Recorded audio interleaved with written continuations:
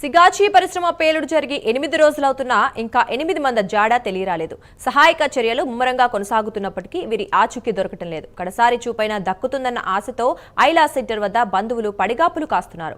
పేలుడు ధాటికి వీరి శరీరాలు ఛిద్రమై ఉంటాయని అధికారులు అంచనా వేస్తున్నారు. ఇప్పటికే ఎముకలు, దంతాలు, వెంట్రుకలు, శరీర భాగాలు అతుక్కొని ఉన్న 70కి పైగా రాళ్లను సేకరించి DNA శాంపిల్స్ కు పంపారు. ఈ రిపోర్టులో DNAను గుర్తిస్తే వారు చనిపోయినట్లుగానే భావిస్తారు అధికారులు.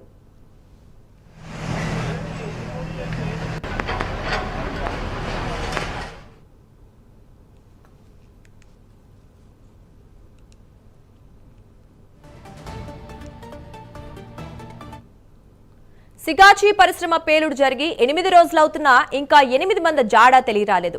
సహాయక చర్యలు ముమ్మరంగా కొనసాగుతున్నప్పటికీ వీరి ఆచూకీ దొరకటం లేదు. కడసారి చూపైనా దక్కుతుందన్న ఆశతో ఐలా సెంటర్ వద్ద బంధువులు పడిగాపులు కాస్తున్నారు.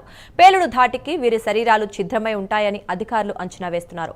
ఇప్పటికే ఎముకలు, దంతాలు, వెంట్రుకలు, శరీర భాగాలు అతుక్కొని ఉన్న 70కి పైగా రాళ్లను సేకరించి DNA శాంపిల్స్ కు పంపారు. ఈ రిపోర్టులో DNAను గుర్తిస్తే వారు చనిపోయినట్లుగానే భావిస్తారు అధికారులు.